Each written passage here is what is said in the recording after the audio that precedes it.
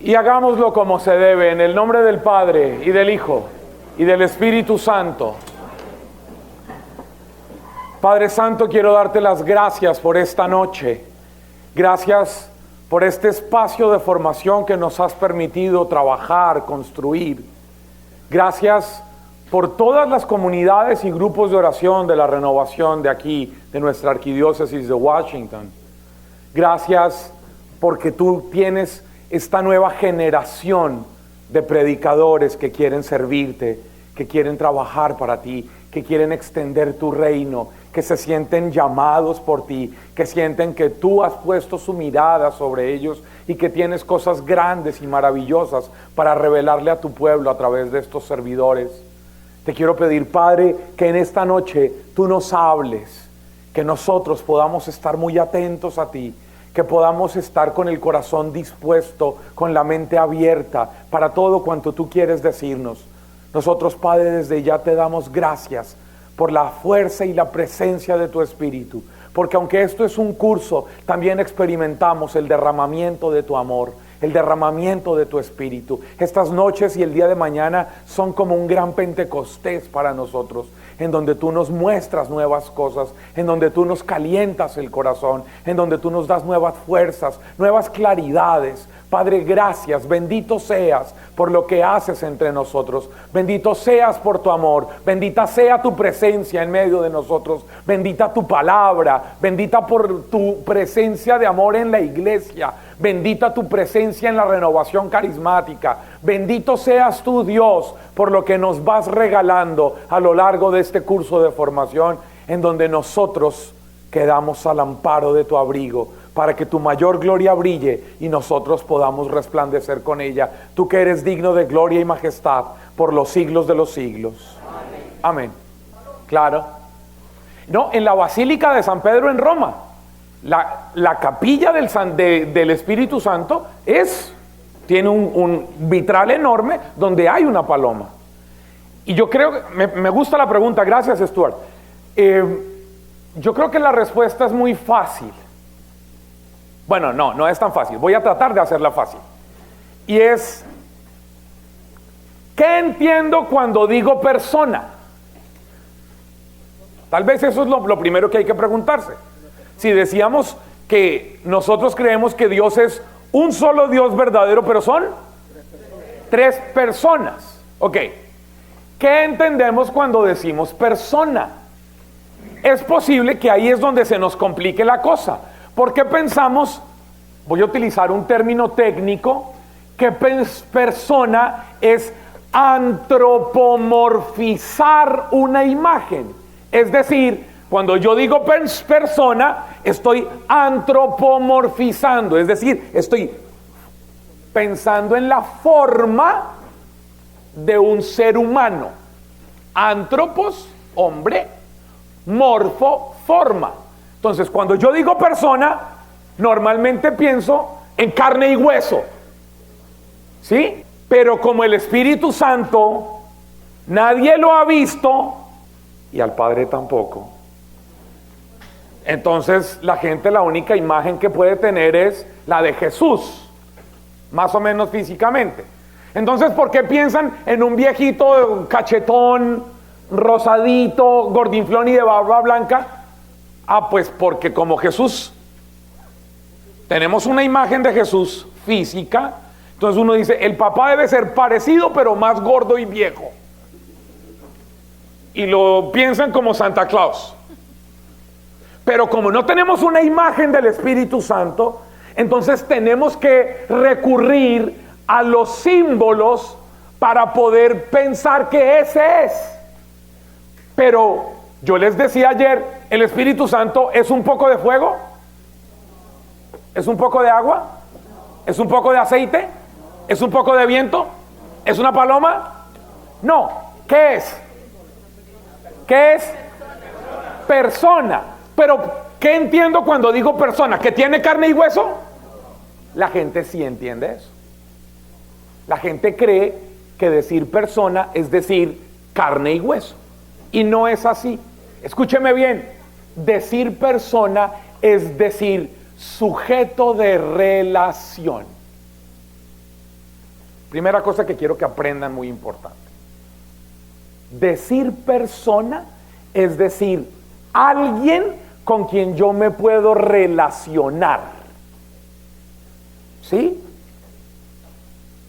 Alguien con quien yo puedo interactuar. Eso es lo que se quiere expresar cuando se dice persona. No que tenga carne y hueso, porque entonces uno dice, ¿tendrá tanta carne y tanto hueso como el pequeño Juan? ¿O tendrá tan poquita carne y tan poquito hueso como Josie? No. Uno dice, es persona porque yo me puedo relacionar personalmente con esa persona. Yo puedo tener una relación, diríamos, intersubjetiva, es decir, entre dos sujetos. Este sujeto que habla y ese sujeto que es él. Intersubjetiva, una relación. Y además, él, el espíritu, tiene personalidad. ¿Sí? Es más, San Pablo dice, por ejemplo, no entristezcan al espíritu. ¿Uno puede entristecer a una paloma? Yo no he visto una paloma triste, deprimida, una paloma que diga, ay, ¿dónde estará mi nido? Ay, extraño tanto a mi nido. ¿Qué será del día de mañana? Para mí, ¿tendré maíz o no habrá maíz? No, una paloma no se deprime, no se entristece, pero el Espíritu Santo se entristece. Es decir, San Pablo se esfuerza en darnos muchas características de la persona del Espíritu Santo. Ahora, Stuart, yo les conté lo que me pasó en Paraguay, ¿se acuerdan? De dónde salió todo este rollo, de la gente en el taller de oración. Vamos a hablar con el Padre y todos hablaban con Papá Noel, con Santa Claus. Vamos a hablar con el Hijo y todos imaginaban a Jesucristo como en las películas. Y vamos a hablar con el Espíritu Santo y nadie sabía qué hacer. Cuando se terminó ese momento y yo les dije, ¿qué les pasó en el tercer momento? Me dijeron, ay hermano, es que yo me siento tan ridícula hablando con una paloma. Ay hermano, es que yo me siento tan bobo hablando con un poco de agua. Ay hermano, es que yo no sé cómo hablarle a un fuego. Entonces yo les dije, no, es que el Espíritu Santo no es eso.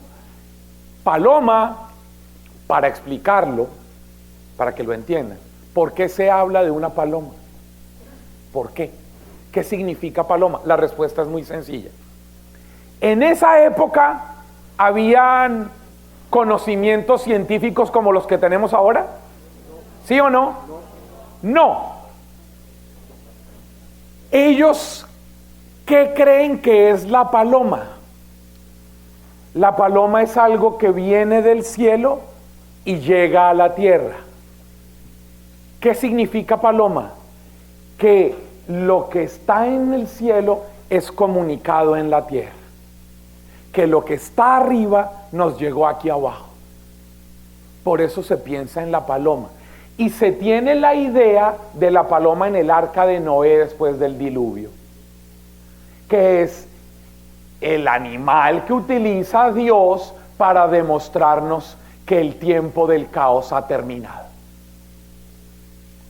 Entonces dicen, aprovechemos ese lenguaje simbólico del Antiguo Testamento para expresar lo que Dios hace hoy. Por eso dice el texto en el bautismo de Jesús, que cuando Jesús salió del agua siendo bautizado por Juan, se vio una paloma que vino sobre él. Una paloma que vino sobre él. ¿Qué significa? Que el cielo se abrió y hubo una comunicación definitiva del cielo en la tierra. Por eso dice, hablando Juan el Bautista, y aquel que me envió me dijo, sobre aquel que yo vea descender el Espíritu como paloma, ese es el esperado, el Mesías aguardado. Porque hay una profecía del Antiguo Testamento que habla de eso.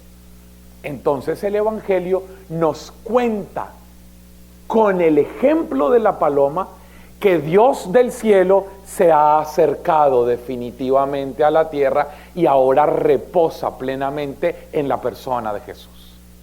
¿Me hago entender? ¿Pero es una paloma? No es una paloma.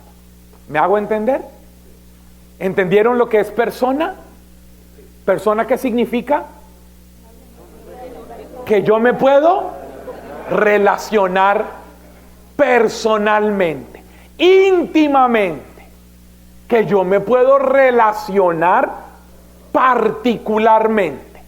Eso significa persona. Y valga el paréntesis para decirles, amigos, ustedes en su vida espiritual, en su vida de oración, se relacionan con cada una de las tres personas de la Trinidad. ¿Le hablan de manera diferente a cada una de las tres personas de la Trinidad? Porque yo he escuchado unas mezcolanzas.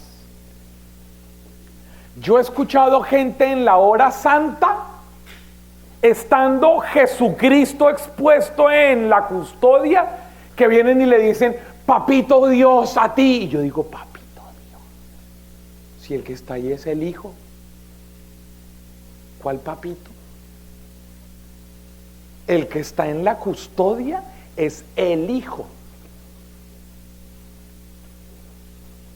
Uno no le dice al Hijo papito Dios, o hay otros que he escuchado peores, papito Jesús. Papito Jesús. Jesús no tuvo hijos hasta donde yo sé. Entonces es porque uno no tiene todas las claridades que necesita. Cuando está Jesús expuesto en la custodia, ¿a quién uno le habla? ¿Al Padre, al Hijo o al Espíritu Santo? Pues uno está el Hijo ahí. Es para relacionarse con el Hijo. Pero cuando usted ora el Padre Nuestro, ¿a quién le está hablando? Pues al Padre. Cuando usted va a la Eucaristía, ¿a quién le habla? No, al Padre. Al Padre. Todas las oraciones de la Eucaristía están dirigidas al Padre por medio del Hijo. Pero es sacrificio al Padre. Si ustedes escuchen a cualquiera de las oraciones de la Eucaristía, ¿sí? ¿Cómo termina el Padre? Te lo pedimos por Jesucristo nuestro Señor, que contigo vive y reina en la unidad del Espíritu Santo. ¿Sí o no? ¿A quién se lo están dirigiendo? Al Padre. Al Padre. ¿Sí? Por Jesucristo nuestro Señor. Al Padre, pero por Jesucristo. ¿Me hago entender? Usted tiene que tener claro que hay momentos en que uno le habla a uno, otros en que le habla al otro y otros en los que debería hablarle al otro. Y relación, eso va a ayudarnos a crecer mucho en nuestra vida espiritual. Mucho en nuestra oración. Mirta. Ay, yo creo que toda la Trinidad, yo me imagino a toda la Trinidad ahí diciendo como, ahí te hablan, no, a mí, no, ahora a ti. ¿Con quién está hablando este loco? ¿Sí? Y creo que ahí nos ayuda a madurar eso. Pero yo les voy a contar un secreto de aquí de Washington.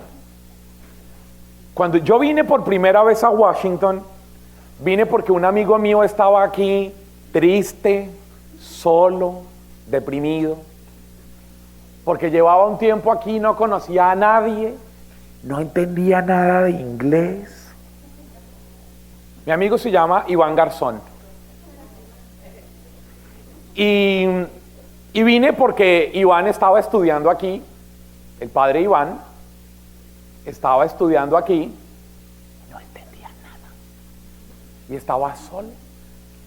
Y entonces yo, en el 2009, en septiembre, yo tenía que ir a Roma, y entonces yo he sido amigo de Iván, yo le prediqué a Iván su retiro de diácono, a él y a su congregación. Cuando Iván iba a ser ordenado diácono, yo le prediqué su retiro.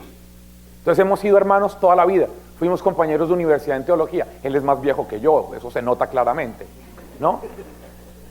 Iván es 4 años mayor que yo, no, 3 años mayor que yo, y estaba él en la universidad en cuarto de teología cuando yo entré a ser primero de teología.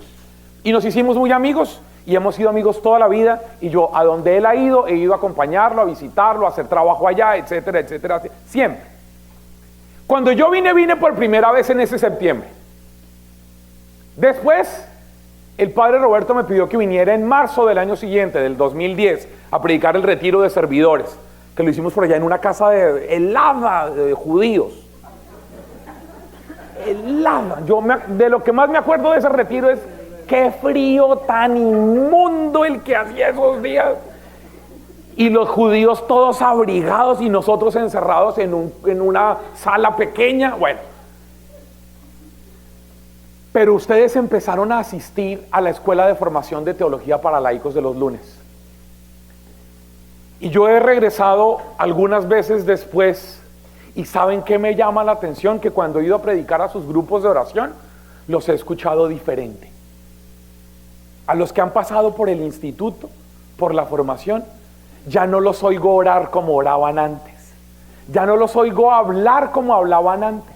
Ya no los oigo dirigir la oración como lo hacían antes. Ahora los oigo mucho más maduros, con mucha más claridad, con un léxico más amplio, con un mayor trabajo en lo que han hecho.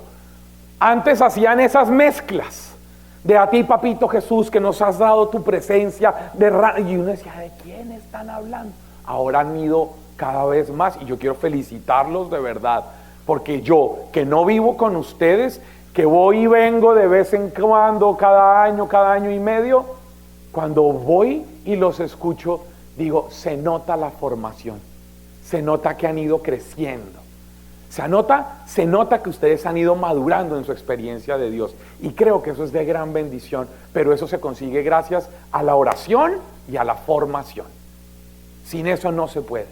Por eso cerramos este paréntesis grande que nos abrió Stuart y se fue, y decimos entre nosotros es necesario profundizar en lo que tiene que ver con relacionarnos con cada una de las divinas personas de manera especial, porque son tres diferentes y uno más se enriquece cuanto más tiempo le dedica a hablarle a cada uno. Ojalá ustedes hagan ese ejercicio en su oración.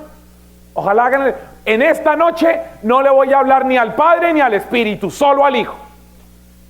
Y mañana solo voy a hablar con el Espíritu Santo. Y mañana, pasado mañana, voy a hablar solo con el Padre. Y mi oración personal va a ser solo a Él. Y usted se esfuerza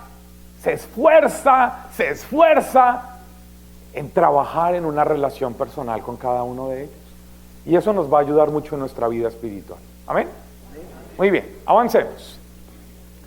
Y vamos a entrar a este último momento en donde nos vamos a meter en el tema de la gloria, para luego llegar a dos temas que vamos a trabajar hoy.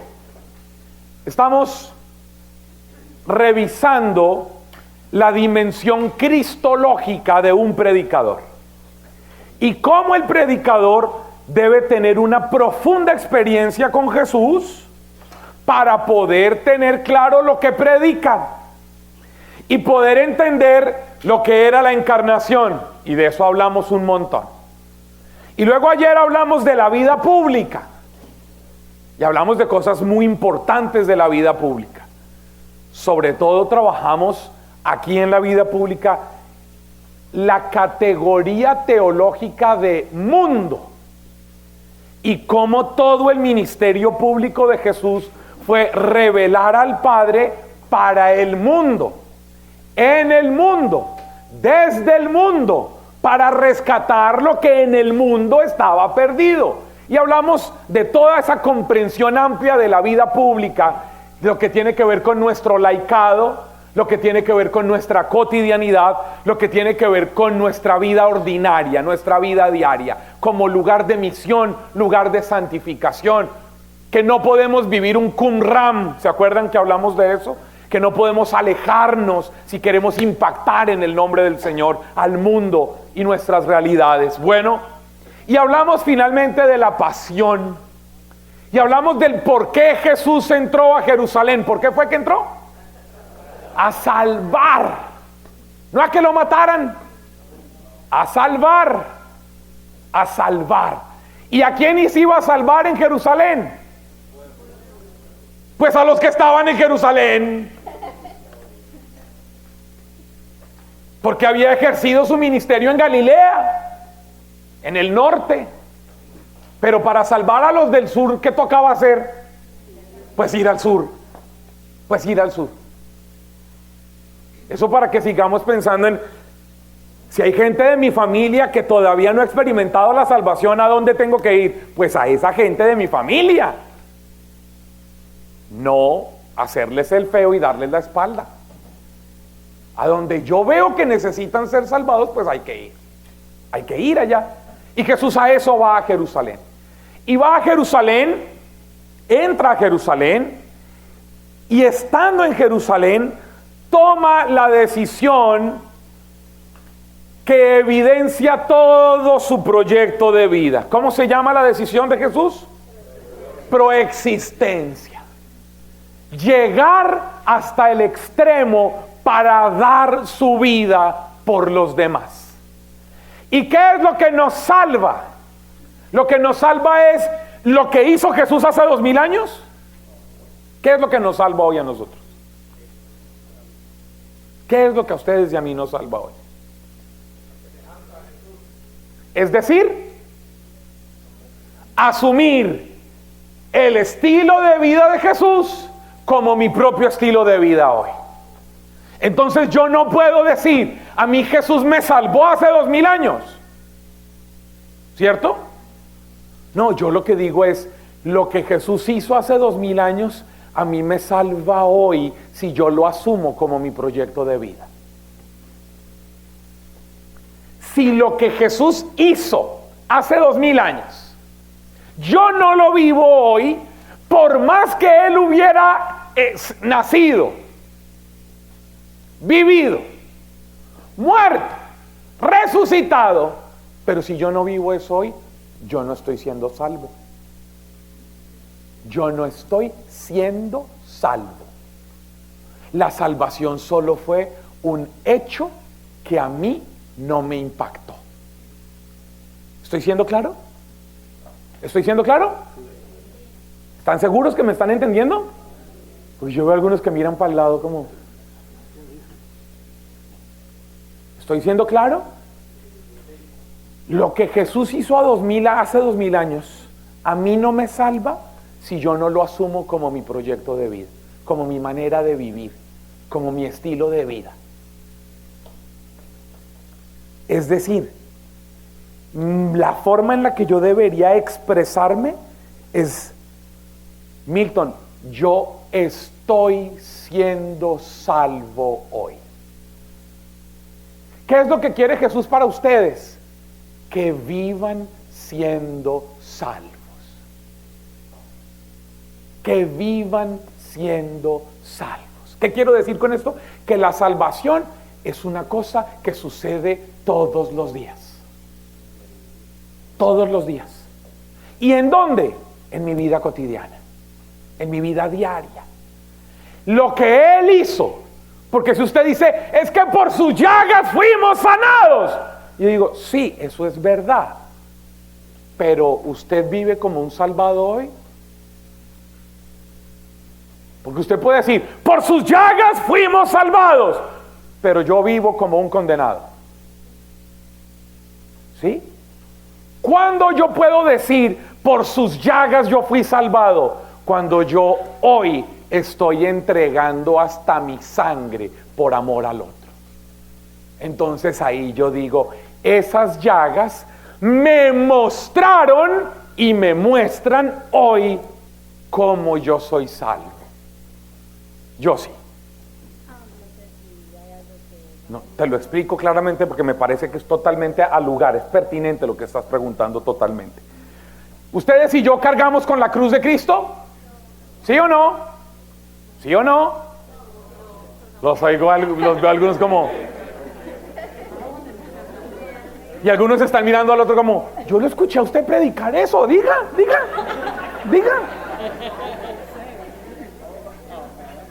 ¿Ustedes y yo cargamos con la cruz de Cristo? No, porque eso no lo dice Jesús. Jesús no dice que el que quiera ser discípulo mío, tome mi cruz y sígame. No, ustedes y yo no cargamos la cruz de Cristo. No, el único que cargó la cruz de Cristo por un ratico fue el Cireneo. Nadie más.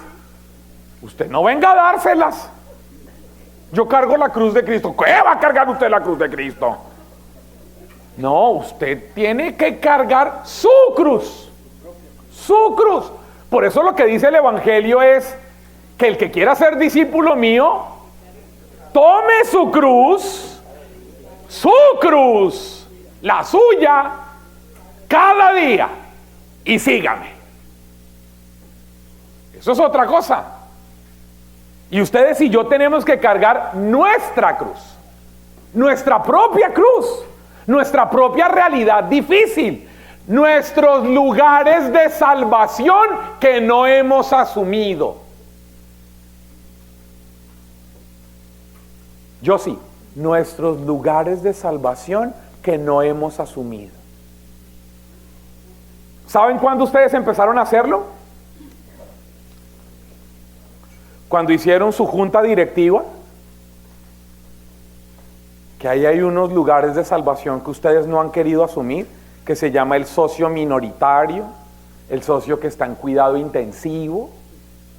Esa es su cruz. Y antenoche, cuando llegaron a su casa y unos, haciendo un trabajo muy lindo, hicieron su propia historia de salvación en su hoja de la línea de la vida. Y empezaron a ver que hay cosas de su propia historia que no han querido asumir. Y cuando deciden ponerlas ahí en su línea de la vida, están por primera vez tal vez agarrando su propia cruz y cargándola. Porque eso, aunque ha sido doloroso y terrible, ustedes ya lo entendieron, es lugar de salvación. ¿Sí? Y tenemos que tomar esa cruz y seguir detrás de Jesús. ¿Para qué? Para poder entender que estamos llamados a dar la vida, a donarnos, a entregarnos, a amar hasta el extremo. Ayer alguien lo leía, ¿no? En el texto de Juan 13:1. Habiendo amado a los suyos que estaban ¿en dónde? En el mundo, los amó hasta el extremo. ¿Me hice entender yo así? Ok. ¿Es claro para todos? Por eso a mí lo que me salva no es la cruz de Cristo. A mí lo que me salva es el crucificado. ¿Y cuándo me salva? Cuando a mí me da la fuerza para asumir mi cruz y dar la vida por los demás. Ahí usted puede decir, caramba, me estoy salvando. Estoy viviendo salvíficamente. ¿Por qué? Porque estoy asumiendo que Dios se hace presente en mí cuando yo vivo como Él me mandó vivir. ¿Y cómo me mandó vivir? Como Él. ¿Y cómo es que Él vive? Proexistencialmente. Se lo voy a decir de esta manera. Phil, tú fuiste hecho semejante a Dios. ¿En qué? ¿En tu color de piel? No. ¿En esas libras? No. No dije si muchas o pocas, ¿por qué se ríen? ¿En ese peinado? No. Tú eres imagen de Dios en que fuiste hecho para darte, para vivir proexistencialmente. El propósito, escuche, el propósito con el cual Dios nos hizo a nosotros fue para darnos, para entregarnos, para vivir proexistencialmente. Cuando yo cumplo el propósito para el cual fui hecho, cuando me doy, cuando me entrego. Cuando me entrego, estoy cumpliendo, escuche bien, la voluntad de Dios. ¿Cuál es la voluntad de Dios? Que ustedes y yo lo reflejemos a Él. Porque entre más lo reflejamos, más nos realizamos. ¿Y por qué más nos realizamos? Porque más nos parecemos a como Dios nos creó. Cuando un ser humano se realiza más, Lisette, cuando más cumple la razón para la cual fue hecha.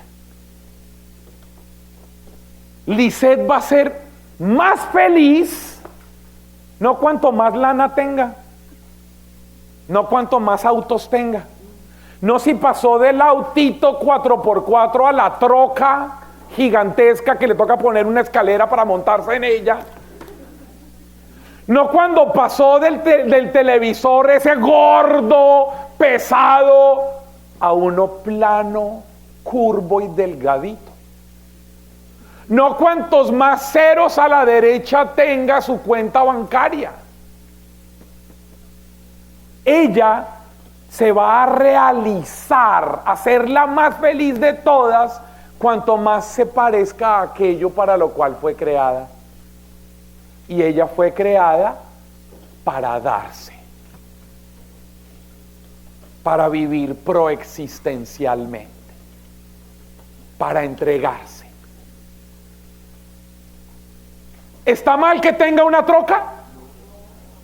¿Está mal que tenga un televisor grande, plano y curvo? ¿Está mal que tenga muchos ceros en su cuenta bancaria?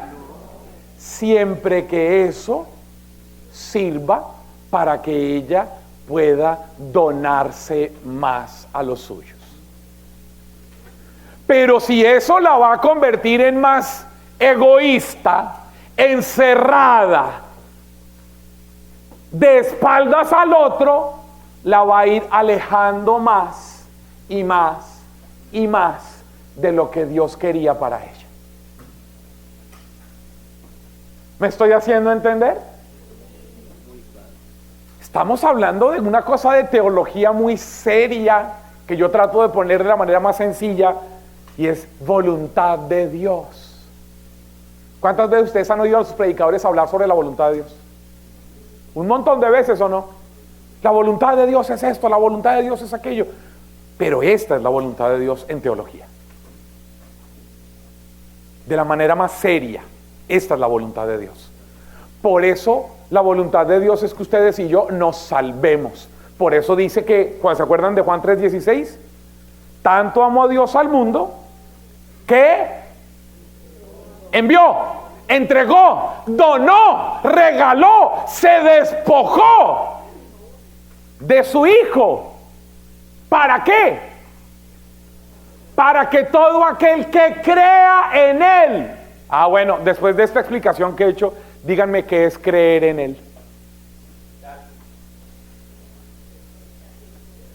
Creer en Él es reconocer que su proexistencialidad es mi proyecto de vida. Eso es creer. Creer es decir, solo la manera de vivir de Jesús es la que a mí me hace feliz cuando yo vivo como Él. Por eso, por favor, abran Gálatas capítulo 2, versos 20 y 21, para que cerremos este tema. Gálatas capítulo 2, versos 20 y 21. Gálatas capítulo 2, versos 20 y 21. Voy a esperar a que lo busquen, porque con eso voy a terminar. este capítulo.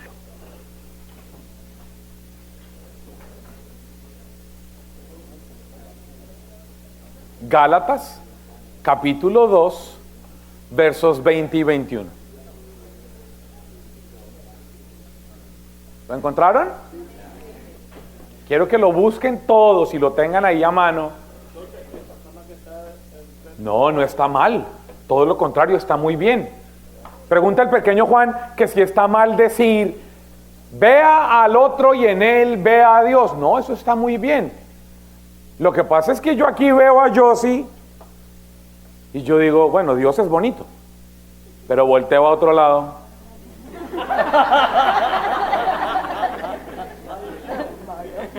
Y digo, bueno, pero, pequeño Juan, pero el problema de esto es que yo puedo decir, claro, yo estoy viendo una hechura de Dios, pero solo voy a decir, estoy viendo a Dios cuando yo veo a Josie dando su vida. Cuando yo veo a Josie dando la vida, yo digo, veo un espejo de Dios. Cuando yo la veo a ella, yo digo, veo una criatura de Dios, hechura de Dios, de las manos de Dios. Dios todo lo hace bien. A unos los hace con pincel y a otros con rodillo. Claro. Pero que los hace, los hace. Sí, a otros con brocha gorda. Sí, claro. Pero yo solo puedo decir, ella me muestra a Dios cuando yo la veo a ella dando la vida. Si no la veo a ella dando la vida, yo digo, es una pobre criatura de Dios que no ha encontrado su propósito. ¿Me hice entender? Miren lo que dice Gálatas 2, 20 y 21. Dice, pues ahora ¿qué? Ya no vivo yo, sino que es Cristo quien vive en mí. Todo el mundo se sabe ese versículo, pero no ha entendido lo que sigue. Lo que sigue es lo más importante. Por eso es que dice el 21. ¿Qué dice el 21? Y la vida que ahora vivo en el cuerpo, la vivo por la fe en el Hijo de Dios que me amó. ¿Y qué? Y se entregó por mí. ¿Cómo sé que ya no vivo yo, sino que es Cristo el que vive en mí? Cuando yo entiendo que lo que Él hace es darse por el otro. ¿Está clarito en el texto o no? Ya no vivo yo, es Cristo que vive en mí. Y la vida que ahora vivo en este cuerpo, la vivo por la fe en el Hijo de Dios. ¿Qué es lo que vivo en este cuerpo?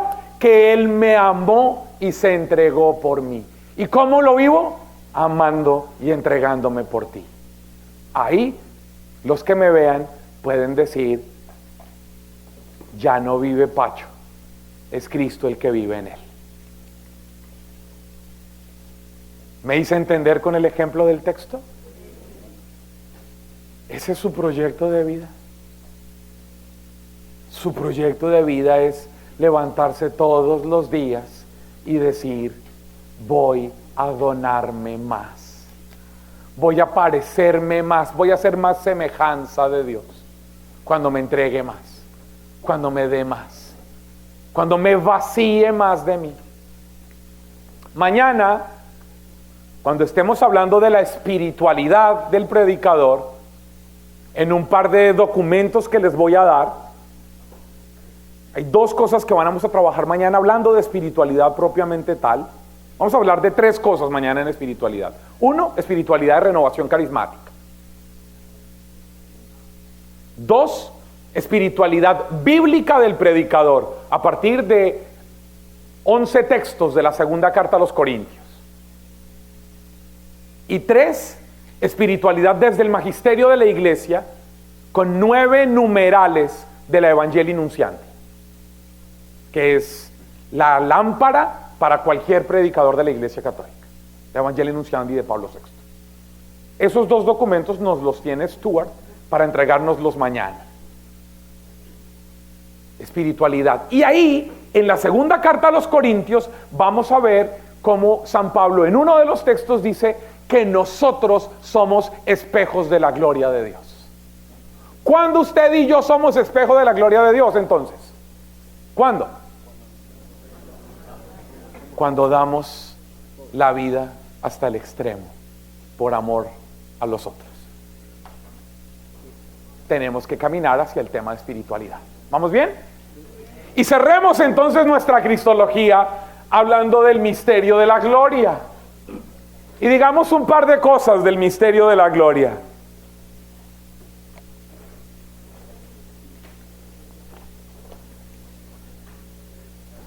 Escúcheme lo que le voy a decir, para decir algo grueso en teología, y que cuando el padre Roberto escuche la grabación diga, bueno, Pacho dijo algo inteligente también el viernes.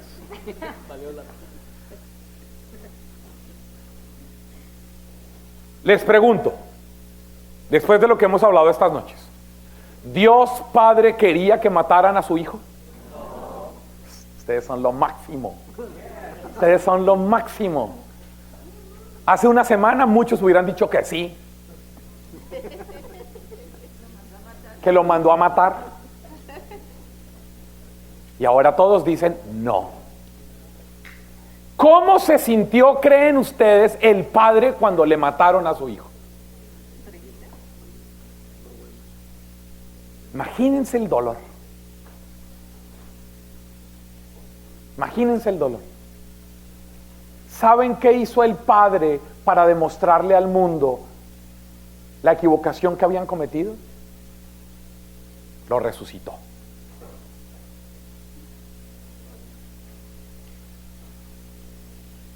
La resurrección es el Padre diciéndole al mundo: yo avalo el estilo de vida de mi hijo. Yo respaldo. Yo le pongo un sello de garantía al estilo de vida de mi hijo. Por eso lo resucito.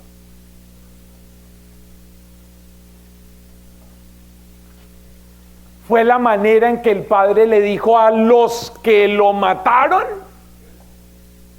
que Él no iba a permitir que el modelo de vida que se llama proexistencialidad hubiera terminado en el sepulcro. Por eso el Padre lo resucita. Porque es su Hijo, por amor, pero para que ustedes y yo tengamos claro que quien vive dando la vida, su destino jamás será la muerte, sino la vida en Dios.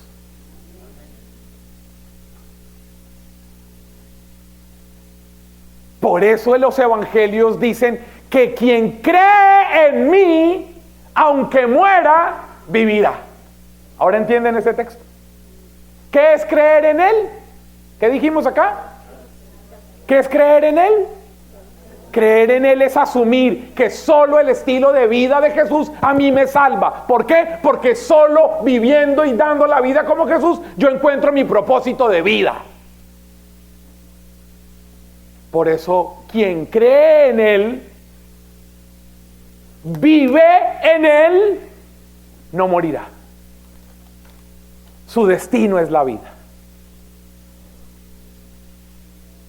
Por eso ustedes y yo, cada vez que conscientemente tomamos la decisión de darnos a esta persona, estamos empezando aquí a vivir la vida eterna.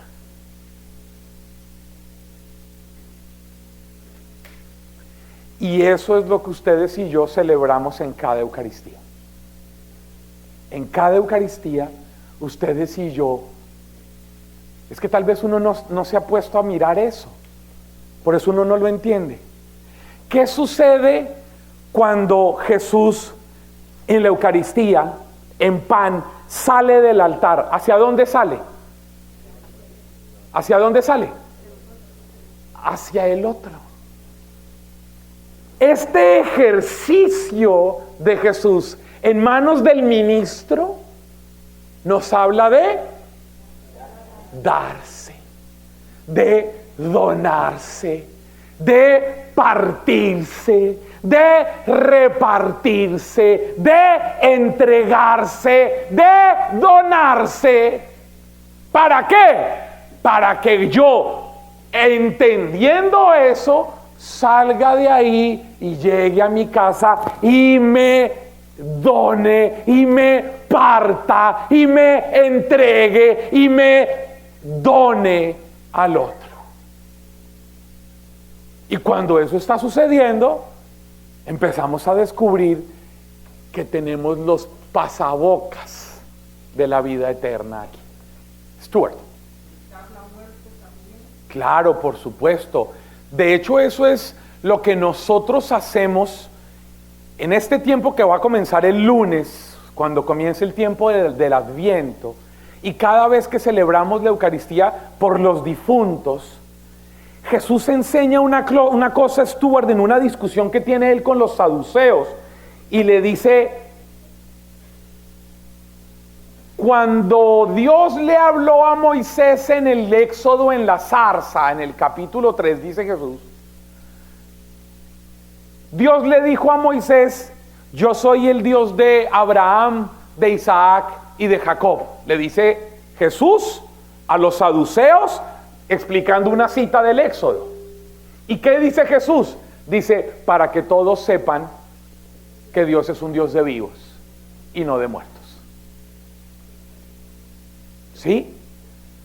Porque como los saduceos no creían en la resurrección, entonces, ¿se acuerdan de ese texto? Jesús tiene una discusión porque ellos les llegan con es que cuando la gente es bruta quiere tratar a los demás como brutos y trae ejemplos traídos de las mechas.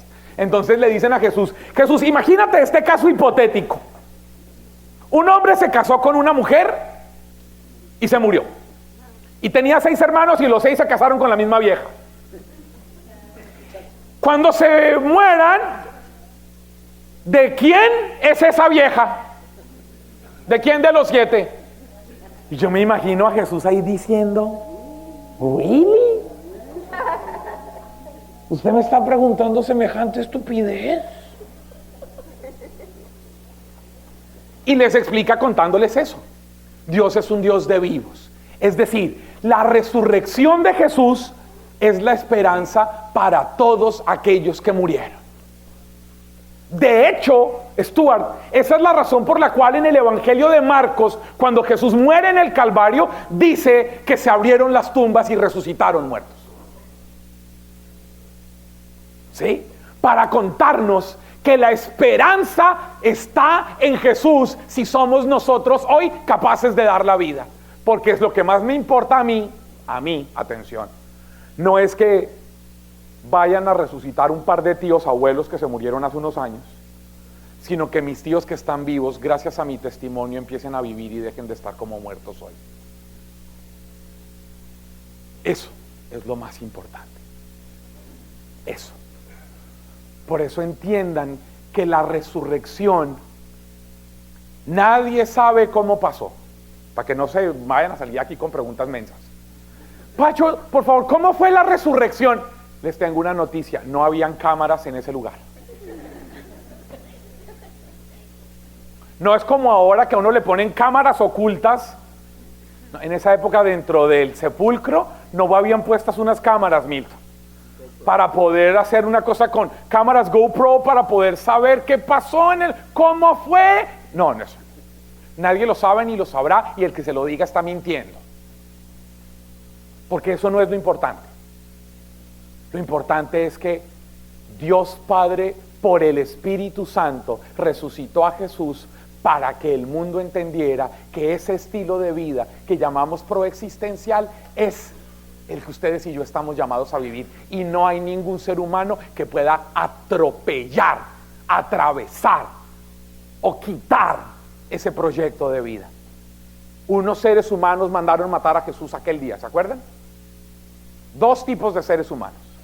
Uno, los judíos, el Sanedrín de esa época, hizo un juicio y condenó a Jesús. Y luego los romanos hicieron otro juicio y condenaron a Jesús. Entre esos seres humanos, ellos mataron a Jesús, ¿sí o no? ¿El Padre mató a Jesús? ¿Lo mandó a matar? No. Ni lo mató ni lo mandó a matar. Es decir, no fue ni el autor intelectual ni el autor material de ese asesinato. Pero ¿qué hizo? Lo resucitó. Lo resucitó. Para decirle al mundo que el estilo de vida de Jesús es el único que salva. El único que salva. ¿Para qué nos sirve entender la resurrección? Para saber que ahora, cuando Josie vive su vida con Chávez Mario y tienen una relación de hermanos donde el uno se entrega y se dona al otro, ahí se hace presente Jesús resucitado. ¿Cómo llama San Pablo a esa interacción? Dice que ellos son el cuerpo de Cristo. El cuerpo de Cristo. Porque ¿dónde está el cuerpo de Cristo? Como resucitó. Nadie puede ir a decir aquí está. Pero Jesús está vivo, ¿sí o no? ¿Sí o no? Sí. Y si Jesús está vivo, ¿dónde lo encuentro?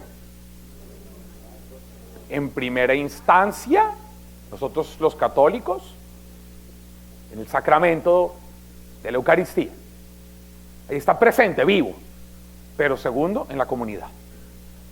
En toda comunidad, yo diría, en las comunidades donde las relaciones entre John y Wendy, entre Wendy y Josie, entre Josie y Mario, entre Mario y Phil, entre Phil y John, son relaciones proexistenciales. Ahí me muestran que ellos son el cuerpo de Cristo. Ellos, relacionándose salvíficamente, son el cuerpo de Cristo. ¿Me estoy haciendo entender? No. ¿No ve que el hijo era un niño? ¿Cómo hace un niño para saber qué le va a pasar? Entonces, el proceso que Jesús tuvo de sufrimiento y todo eso, el Padre sabía que iba a pasar de esa manera. El Padre sabía que lo que tenían que hacer era entregar la vida todo el tiempo. Si lo iban a matar en la cruz o a pedradas, no importa. No importa. Lo importante es que la voluntad de Dios es que yo me entregue, que me dé. Y si eso tiene como consecuencia que voy a morir, hace parte del mismo plan. Hace parte del mismo plan. Pero imagínense, si Jesús desde chiquito hubiera sabido eso, hubiera dicho, ay, pues mátenme, igual voy a resucitar. Lero, lero. No, ahí la clave está en entender que lo que importa es que va descubriendo que para cumplir la voluntad de Dios tiene que dar la vida. Tiene que ir dando la vida. Y tiene que ir progresando en su conciencia de cómo dar la vida. Mi hija tiene 8 años hoy. Y yo estoy tratando de que ella entienda que debe dar la vida. ¿Cómo? Hija, ese borrador y ese lapicero que estaban en el puesto de tu compañera, ¿es de tu compañera o es tuyo? De mi compañera. ¿Por qué lo tomaste? Es que me gustó. se lo vas a devolver y le vas a dar en compensación tu lapicero y tu borrador favoritos.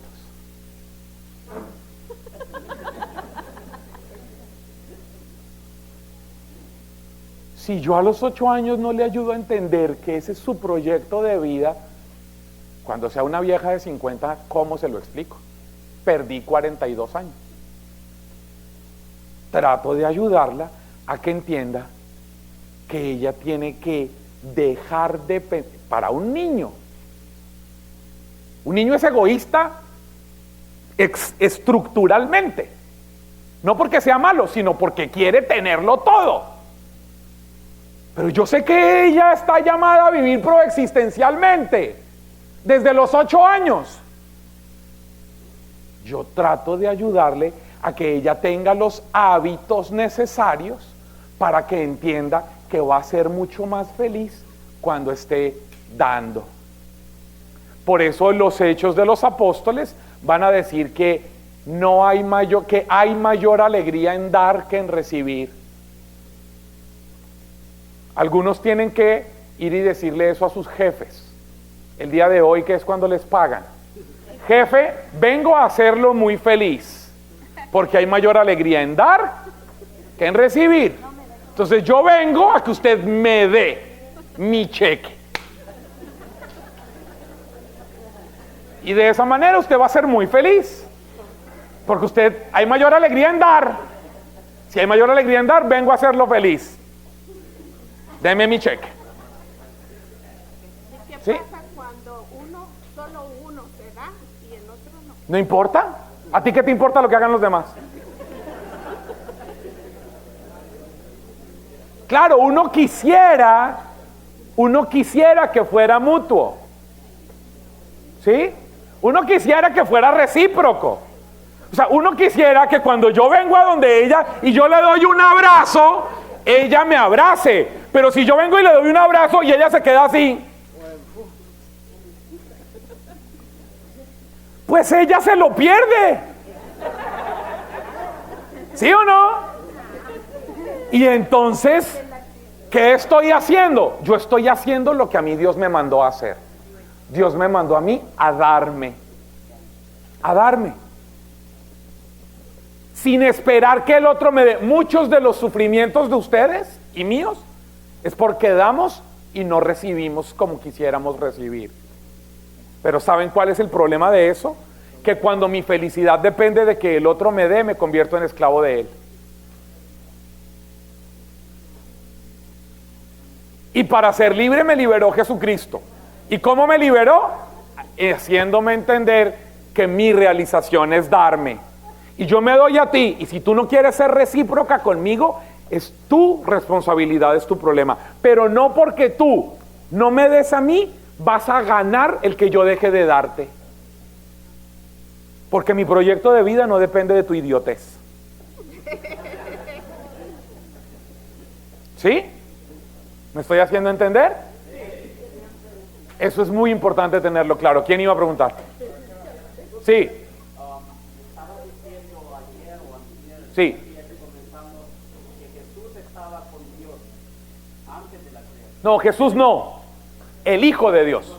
Son dos cosas distintas. Ok, pero ahora me estás diciendo de que Jesús no era Dios sino hasta después de la resurrección. No, yo he dicho eso.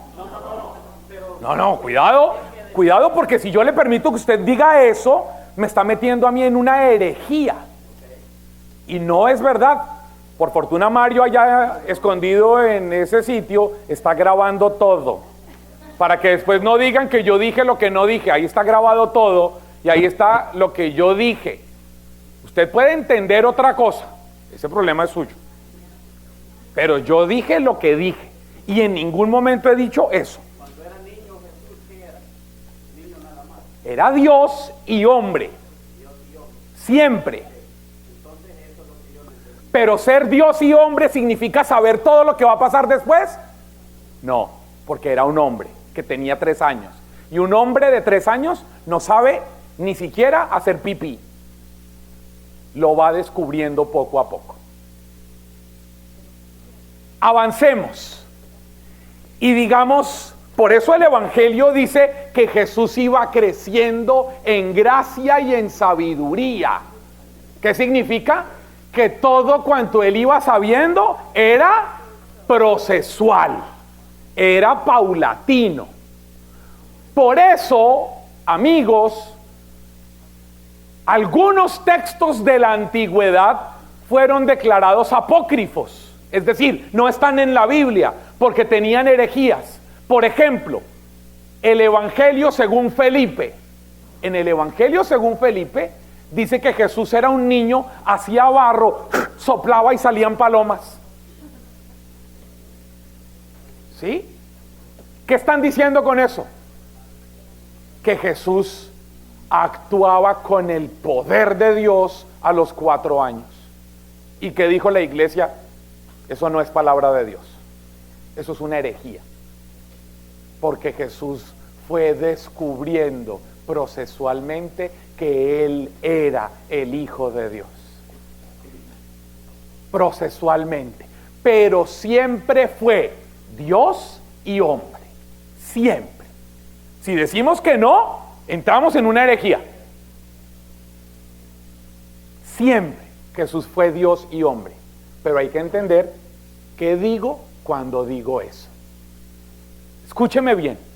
Clave para los predicadores. Otra clave, Phil, otro tip para los predicadores. Siempre que usted vaya a predicar, pregúntese, ¿qué digo cuando digo? Cuando digo salvación, ¿qué estoy queriendo decir? Cuando digo poder de Dios, hermanos, porque tenemos que vivir en el poder de Dios, ¿qué estoy entendiendo por poder de Dios? ¿Qué digo cuando digo? Cuando yo digo que la iglesia es una, santa, ¿qué digo? ¿Qué entiendo cuando digo eso? ¿Me hago entender?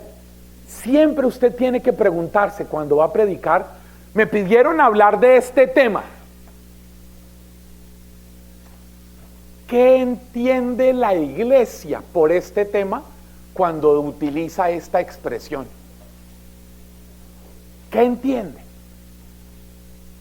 Porque es posible que usted entienda una cosa, su vecina entienda otra, y ninguno de los dos entiendan lo que enseña la iglesia. ¿Me hago entender? Usted tiene que preguntarse siempre cuando esté trabajando en la preparación de sus predicaciones. Usted debe decir, ok, tengo que hablar de la multiplicación de los panes. ¿Qué entendemos por eso? Tengo que predicar sobre Jesús camina sobre el agua y calma la tormenta. ¿Qué entiende la iglesia a través de la interpretación de ese texto bíblico de lo que significa caminar sobre el agua y calmar la tormenta? Porque si usted no se hace esa pregunta, usted va a caer en el fundamentalismo y en el literalismo. Usted como predicador le va a decir a la gente, ¿qué significa que Jesús caminó sobre el agua? Que dio unos pasitos por encima del agua. Amén, hermanos. Y los mensos van a decir, amén. Pero eso es lo que quiere enseñarle el texto. Hay que pensarlo primero. Hay que investigarlo. Hay que trabajarlo. ¿Por qué? Porque si no, caemos en literalismos. Caemos en fundamentalismos. Y vuelvo al ejemplo. ¿Qué entiende la iglesia cuando explica el texto de que si tu ojo te hace pecar, sácatelo? O de que si tu mano te hace pecar, córtatela. La iglesia está hablando de que saque el machete y ampúteselo. No. Miren, hoy, en este momento de nuestra historia, donde estamos viendo la cantidad de terrorismo musulmán y de terrorismo occidental, muchos de los terroristas musulmanes están haciendo lo que hacen porque en su Biblia en su Corán hay pedazos de versos que dicen eso.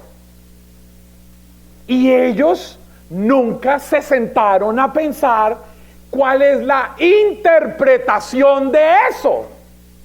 En ese contexto, escrito hace 15 siglos. ¿Y qué hicieron? Lo agarraron literalmente y salen y se amarran bombas y estallan.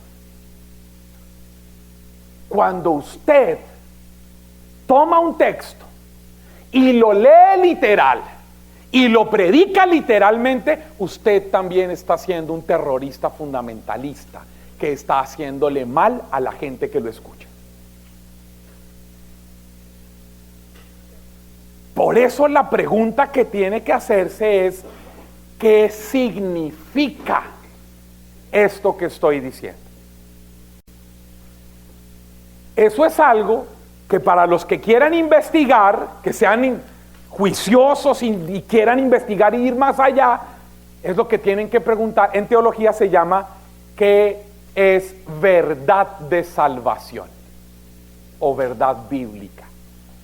¿Qué es verdad bíblica y verdad de salvación? Para no agarrar un texto y decir, hermanito, es que aquí dice eso. Pero no porque ahí lo diga quiere decir que debe ser interpretado literalmente. ¿Me hago entender? Muy bien. Vamos a cerrar aquí y vamos a abrir otro capítulo.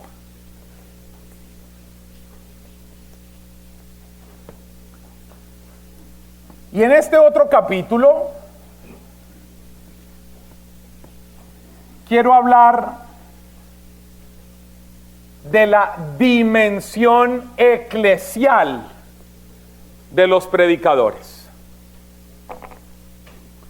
Dimensión eclesial del predicador.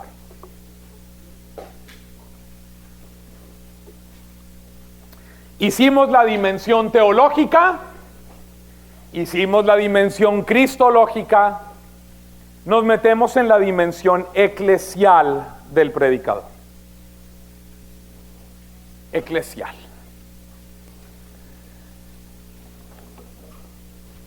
Y la pregunta que voy a tratar de responder con 6 ideas es: ¿por qué la predicación es eclesial? ¿Por qué la predicación es eclesial? Y voy a dar 6 respuestas a eso. 6 ideas sobre el por qué la predicación es eclesial. Primero, la predicación es eclesial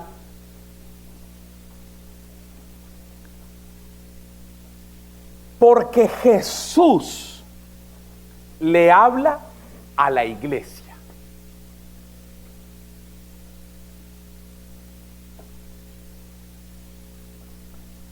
Jesús le habla a la iglesia.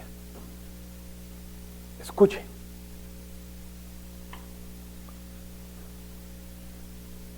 Si yo no soy una persona inserta en la iglesia, no tengo cómo entender esto.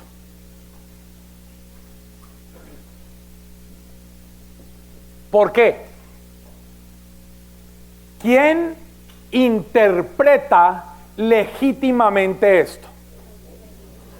El magisterio. Si yo no soy una persona de iglesia, yo abro esto y digo cualquier cosa. Como sucede, salgan de aquí y vayan y miren cuántas iglesias, cuántas denominaciones, cuántos garajes, cuántas bodegas hay, y cada uno interpreta lo que está ahí como le da la gana. Y si yo soy el pastor de esta iglesia, que se llama la iglesia de los pachucos del reino, de los pachuecos, ¿no? del reino. Pero un día Milton se molestó conmigo. Y como Milton tiene aquí a su novia Mónica, y Mónica tiene a sus amigas, y sus amigas tienen a sus vecinas, Milton les hizo a ellos pensar que mi comprensión de la Biblia era equivocada y que él tenía la verdadera comprensión. Y entonces Milton, Mónica, sus amigas y sus vecinas se van de aquí y 3 cuadras más allá forman la iglesia miltoniana del séptimo día.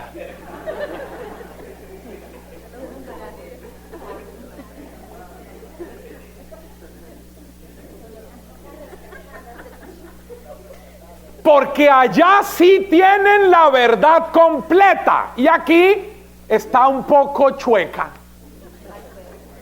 Porque es la iglesia de los pachuecos. Amigos, así surgió eso. Llega la reforma y con la reforma Calvino para un lado,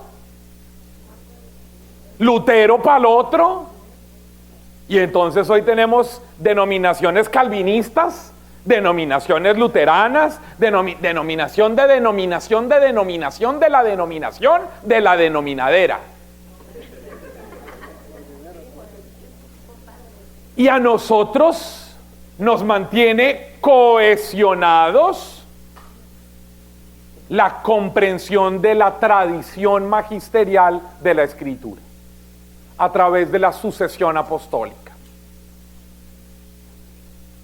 Primera idea, la predicación es eclesial porque Jesús le habla a la iglesia.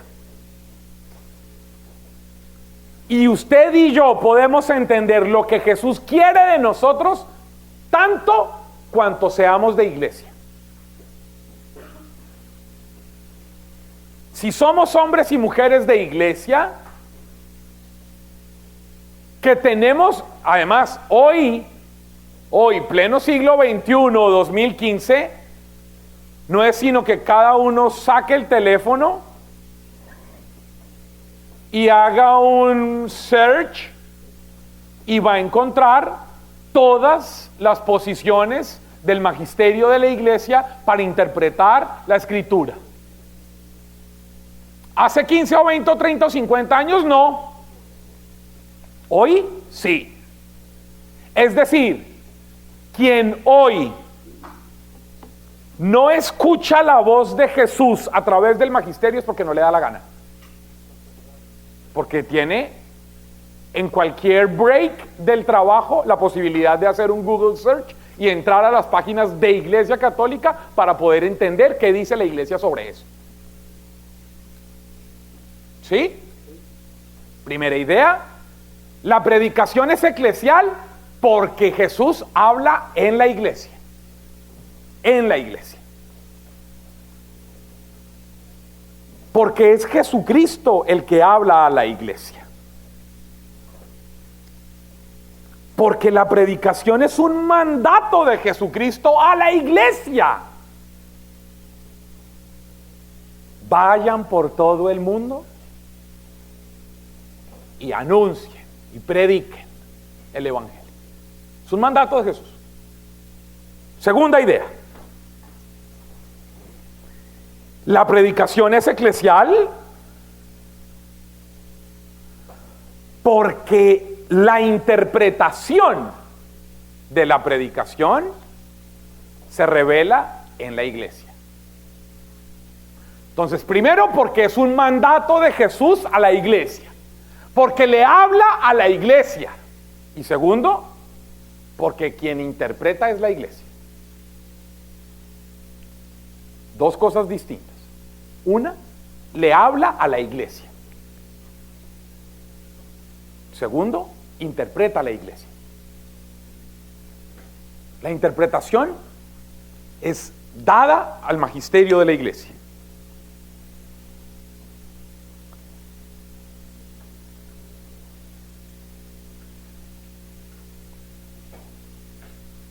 Tercera idea. la predicación es eclesial? Escuche lo que le voy a decir. Porque la predicación le da origen a la iglesia. Le da origen a la iglesia. Es decir, la comunidad surge de la predicación.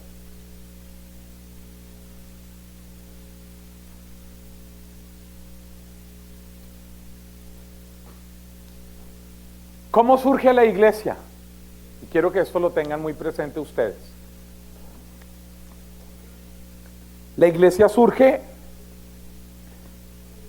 primero por la predicación de Jesús a los discípulos, ¿sí o no? La primera comunidad. Pero después, cuando Jesús muere, los discípulos empiezan a ser perseguidos. ¿Se acuerdan? Estoy hablando de los Hechos de los Apóstoles.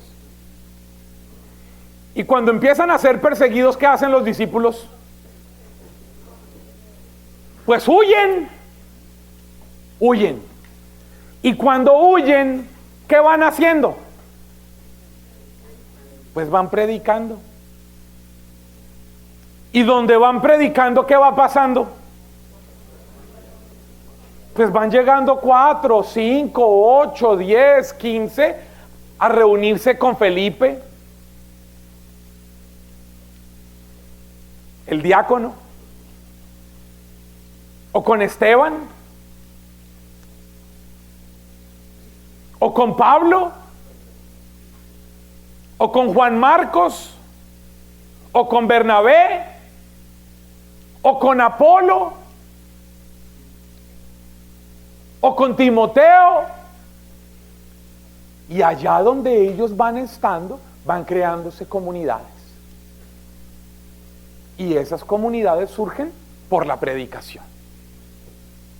Y esas comunidades tienen como garante común al colegio apostólico, y eso garantiza que sean una sola, la iglesia. Entonces la predicación hace que surja la iglesia. Por eso la predicación es eclesial. ¿Sí? Cuarto, la predicación es eclesial porque hace crecer la iglesia. Hace crecer la iglesia. Y la hace crecer en dos cosas. Uno, en número. Y dos, en calidad cristiana.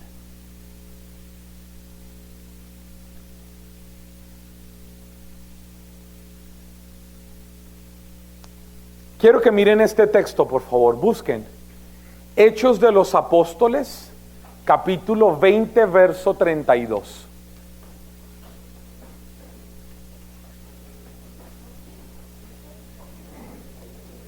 Hechos capítulo 20, verso 32. Búsquenlo, por favor. ¿Lo encontraron?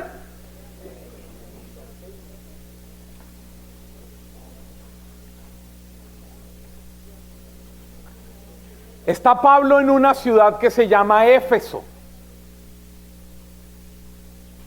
Y en esa ciudad, mire lo que Pablo le dice a los coordinadores de la comunidad, a los coordinadores de los grupos de oración de allá. Escuche lo que le dice Pablo. Ahora los encomiendo a Dios y a la palabra de su gracia, que tiene poder para construir el edificio y darles la herencia con todos los santificados. Ahí está la explicación. Oigan, predicadores, cuando ustedes predican, deben hacer que sucedan esas dos cosas. Que se crezca en el edificio, pero que quienes escuchan sean más santos.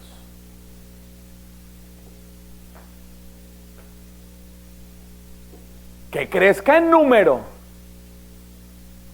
Mire, yo tengo una teoría cuando le hablo a los predicadores. Si las comunidades, en cambio de crecer en número, disminuyen, es porque la predicación no es suficientemente buena.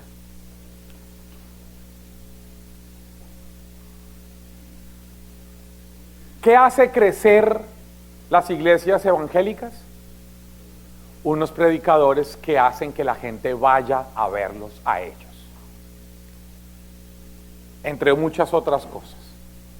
Pero una de las razones por las cuales nuestros grupos disminuyen, y el Papa está preocupado por eso, el Papa le ha dedicado tiempo, y si ustedes ven la Evangelii Gaudium, el Papa le habla a los curas y sus homilías. El Papa se ha dado cuenta que si hay curas que predican mal, esa iglesia va a tener menos gente y se van a empezar a ir a otros lugares. Y el Papa se los ha dicho clarito, clarito. Y yo se los digo ahora a ustedes, los laicos, que son los que predican en sus grupos de oración. Los grupos de oración van a crecer si hay buenos predicadores. Si hay muchas otras cosas también, pero si hay buena predicación, ese grupo crece. Y se los digo para que revisen esto. ¿Será que ustedes como grupo o comunidad se han esforzado más en tener un buen ministerio de música que buenos predicadores? Yo conozco grupos de oración en donde uno llega y eso parece una orquesta. Uno dice, bueno, me equivoqué porque llegué a los 15 años de alguien. Porque hay 15 tipos elegantemente uniformados, batería, bajo, guitarra, tumbadora, güiro, guacharaca, 4 voces en el coro, 3 pianos, bajo y 8 asistentes al grupo.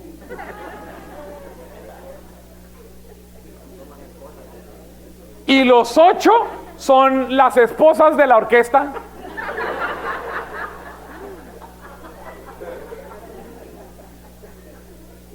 Y yo digo, perdón, yo me equivoqué, esta no es la asamblea del grupo, sino el día de reunión del ensayo del Ministerio de Música. Y conozco otros grupos de oración en donde el Ministerio de Música es una vieja con la pandereta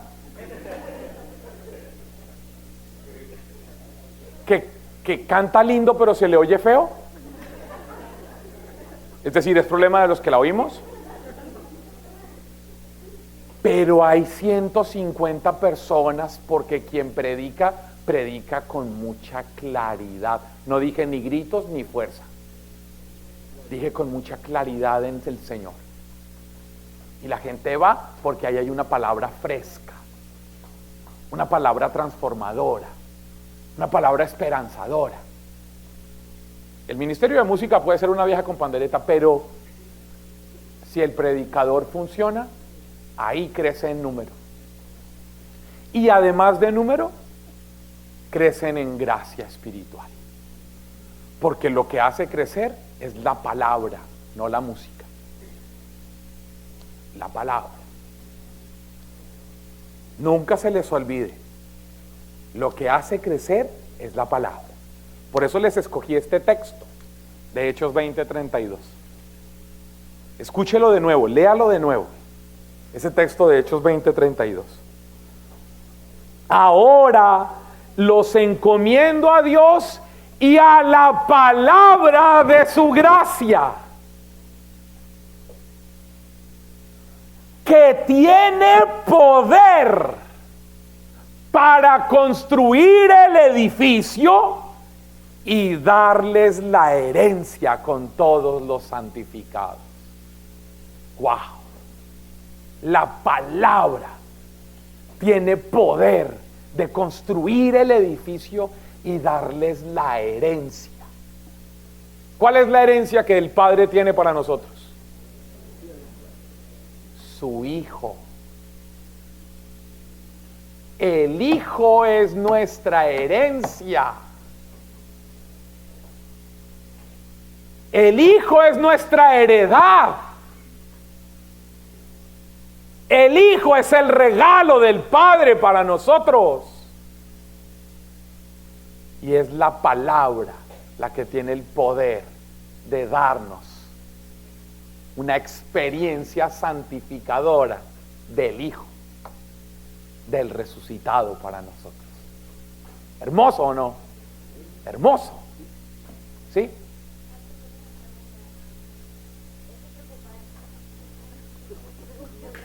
Pues, Roxanne, yo creo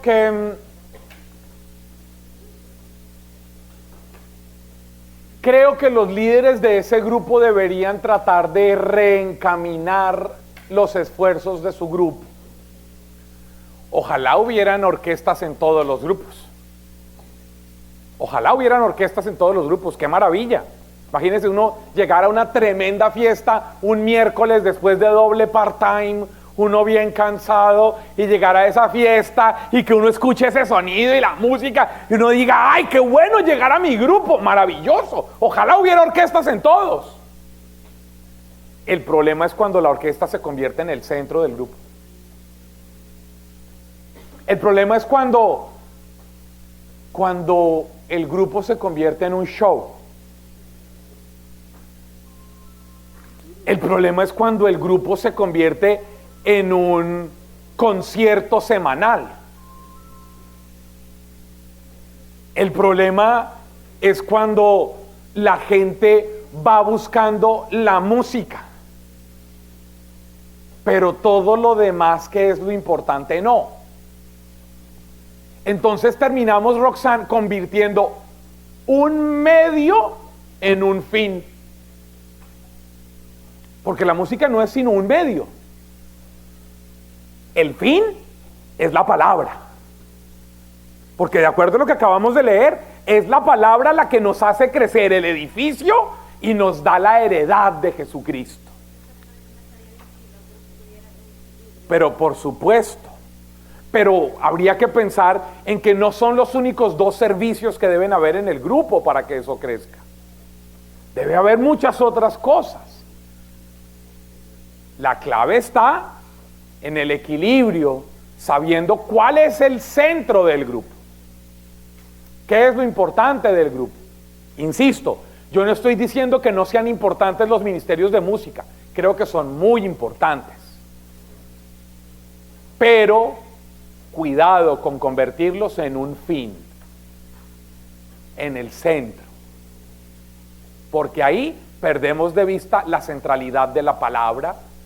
Y no olviden que el grupo es un grupo de oración. Si ese ministerio de música, Roxanne, me hace realmente tener una experiencia de oración y de encuentro con Jesucristo, maravilloso. Pero si ese ministerio de música hace que yo me encuentre con la música, le roban el protagonismo a Jesús. Y ahí es peligroso. ¿Me hago entender?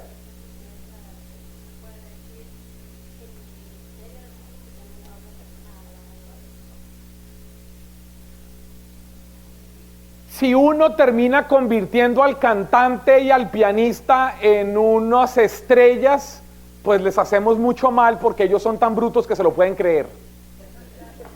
Y entonces terminan siendo ellos movidos por vanagloria, por falso orgullo, por falsa humildad, y se creen las superstars del grupo de oración, y ahí terminan compitiendo con Jesús, y entonces terminamos en una especie como de idolatría de la gente. Cuando convertimos los medios en fines, caminamos el camino de la idolatría. ¿Sí? Por eso es que es muy chistoso que los protestantes nos critican a nosotros de que somos idólatras porque tenemos imágenes, pero ellos tienen a Jesús Adrián Romero al que le pagan $100,000 por 2 horas de presentación.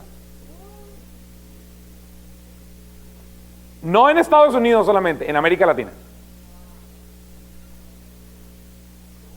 y lo tratan como un ídolo. Pero ellos sí no son idólatras. Y nosotros sí.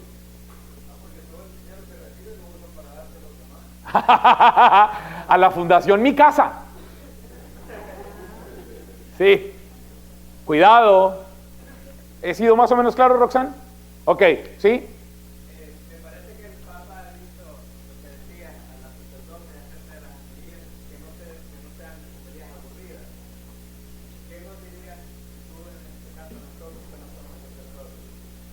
Todo lo que les he dicho, que espero.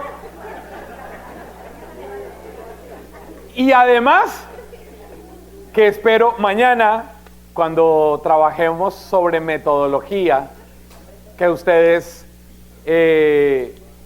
no sean aburridores para la gente que los escucha. Que busquen ser creativos, que busquen hacer otras cosas, que busquen recursos. Hay muchas cosas que hay que hacer, hay mucho en qué trabajar.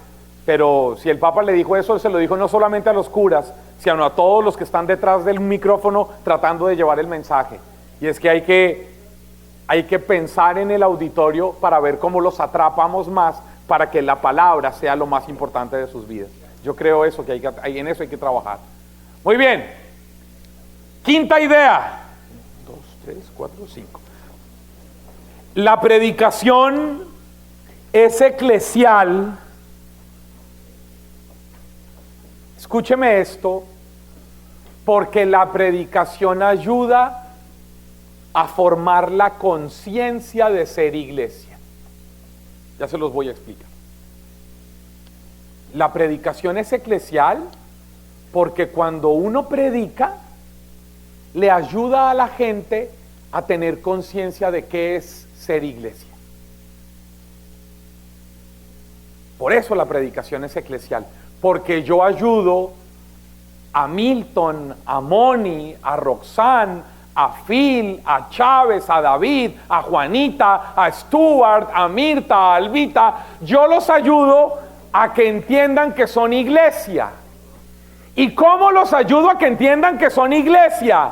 Ayudándolos a entender que no pueden vivir su vida de fe con discriminaciones.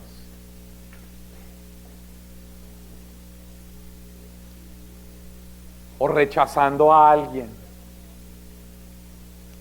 o marginando a alguien. Mi predicación es eclesial si yo hago Lisset, que tú te voltees y mires a los otros y tú digas, ellos son mis hermanos, sin importar su color de piel, sin importar dónde viven, sin importar si llegan en auto o a pie, sin importar qué ropa traen. La predicación es eclesial si yo les ayudo a que ustedes sean mejor iglesia. Porque yo les ayudo a formar la conciencia de lo que es ser iglesia. Si yo les ayudo a formar la conciencia de lo que es ser iglesia, mi predicación es eclesial.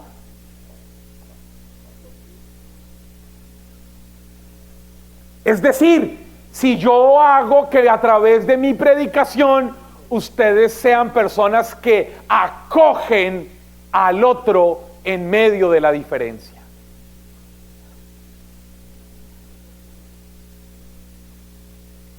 Eso es ser iglesia. Ser iglesia es que yo descubra que el otro es de los míos y lo trate como tal. Miren, para mí una de esas experiencias fuertes de iglesia fueron el año pasado, que estuve una semana en África. Fui a participar del Encuentro Mundial de Líderes de la Renovación Carismática en un pueblo, en una ciudad que se llama Munjonjo, a las afueras de la capital de Uganda, que de Kampala. Y era increíble porque yo era rubio.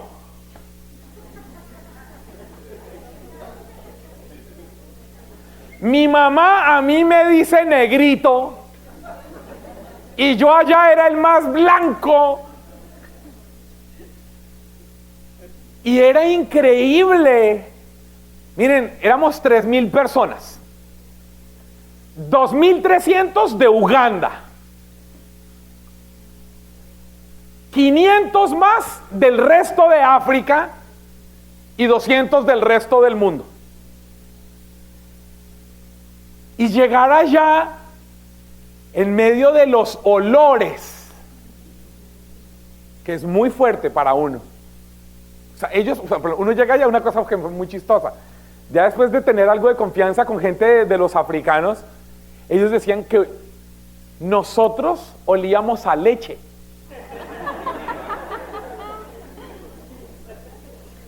Es increíble. A mí me dijeron que olía a leche. No sé si por la cara de vaca.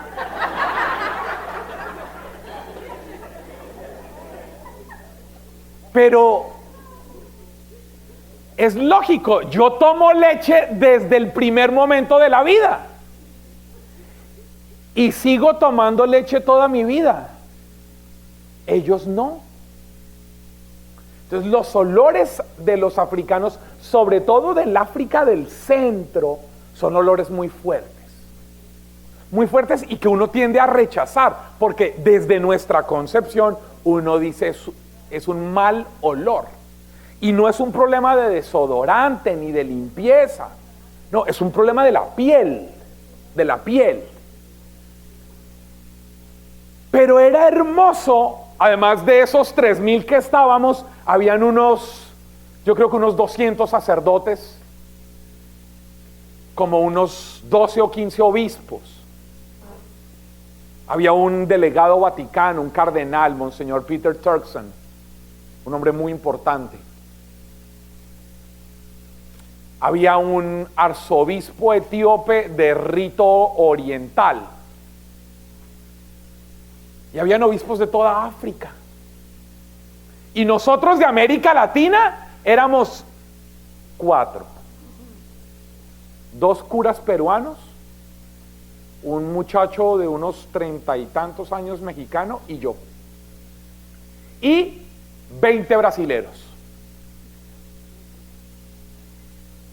Y llegar ahí, y lo primero que me encuentro era al lado de un lago, en la orilla del lago Victoria, una carpa para 3,000 personas. Por fortuna era abierta. Y había otra carpa donde estaba una custodia con un santísimo así de grande. Cuando yo salí de mi habitación, porque yo viajé de Bogotá a España, de España a Roma, de Roma al Cairo y del Cairo allá, yo llegué, no sabía qué día era, no sabía qué hora era, no sabía nada, llegué destruido, dormí un rato, me levanté para el inicio y lo primero que cuando yo salí, caminé y para llegar al lugar, lo primero que me encontré fue en una carpita pequeña. Cuando entré a la carpita pequeña, el Santísimo. Y yo veo, soy un montón de gente negra, pero morada. Y unos blancos. Había un cura como de unos 40 años, así de alto, rubio, de ojos verdes, venía del centro de Inglaterra. Al lado de todos ellos él parecía un bombillo. Y todos en esa carpita que era como para unas 100 personas, yo entré y mi primera imagen del encuentro mundial fue todos delante de Jesús en la misma oración. Yo no entendía nada, pero entendía todo. Cada uno en su dialecto, en suajili, en lugandés, en sus dialectos de su tribu, orando. Y para mí la primera sensación que tuve antes que cualquier cosa fue: qué hermosa es la iglesia. Qué hermosa es la iglesia. Porque ahí el diferente era yo. Yo era la minoría. Y a mí me estaban esperando. Y a mí me acogieron. Y a mí me abrazaron. Yo me hice amigo de algunos africanos de diferentes partes y de algunos brasileros. Y en la carpa, colgaban de la carpa pequeñas banderitas de todos los países que estaban representados. Y entonces yo empecé a tomar del pelo y a molestar, diciendo: claro, como yo soy el colombiano, a mí no me pusieron bandera, no había bandera de Colombia. Y entonces yo, durante todo el congreso, que fue de lunes a viernes, yo, claro, como yo no vine, como yo no existo, como mi país no está en el mapa, sí, y yo tomaba del pelo y me burlaba con los brasileros y con los amigos africanos diciéndoles eso. El último día, el sábado, el encuentro ya no era ahí. El encuentro era en el santuario de los mártires.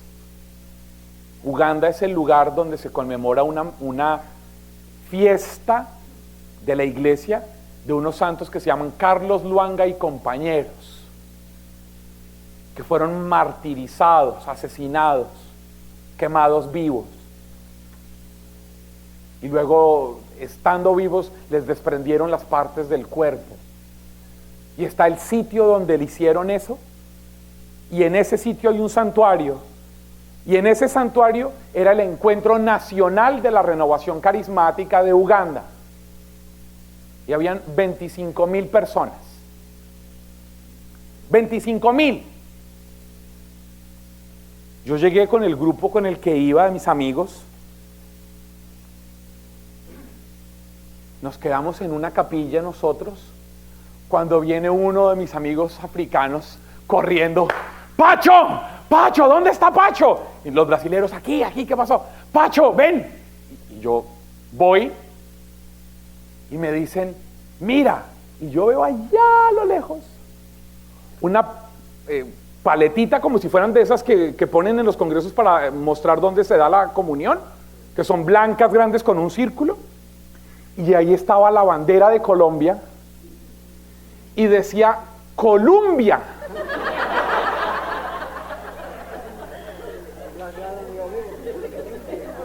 Y entonces yo me fui caminando hasta allá, y cuando llego, una señora vestida en traje típico de ellos me dice: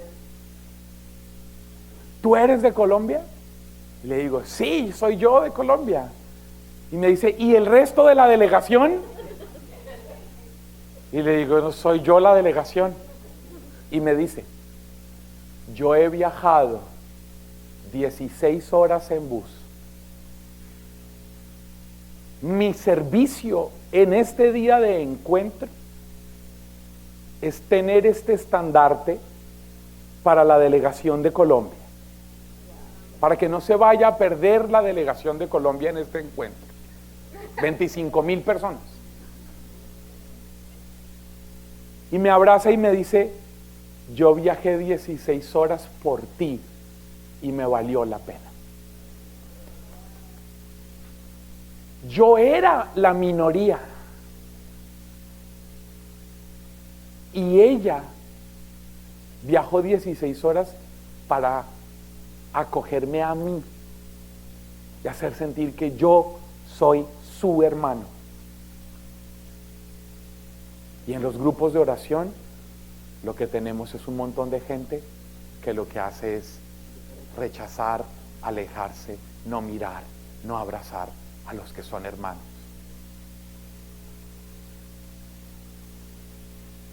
Ella me hizo sentir que yo era iglesia, que yo era iglesia para ella.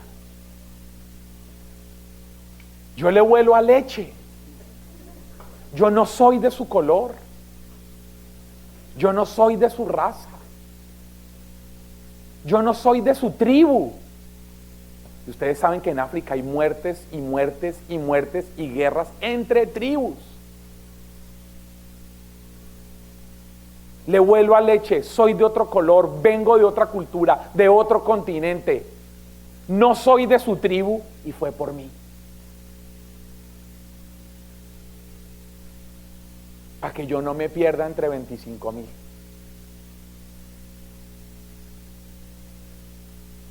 Todo lo que ella vive en su grupo de oración, yo se lo creí ese día. No conozco su grupo de oración. No sé de qué ciudad venía. Pero yo le creí todo. Porque ella me hizo sentir hermano. Me hizo sentir iglesia. ¿A usted le creen que son iglesia, cristianos y hermanos? Por la manera en la que trata a los que van a su grupo de oración.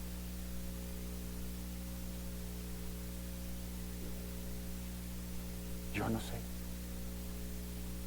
Yo no sé.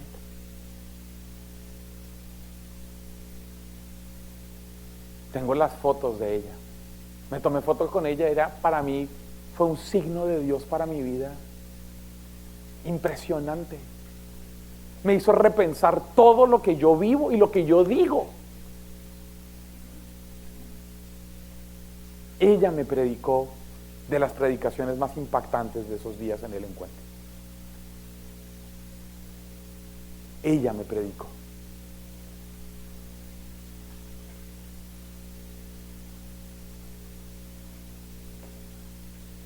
Se llama Zulema. Su apellido nunca lo pude repetir. Pero fue por mí. Me hizo saber iglesia allá.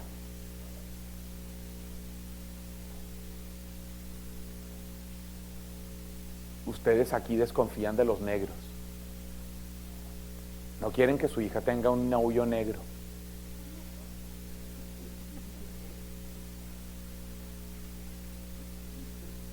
Allá yo era el negro, el distinto. Allá yo era el diferente. Y ellos me hicieron saber que habían superado su racismo para conmigo. Eso es ser iglesia. Prediquen eso. Creen conciencia eclesial. Última idea.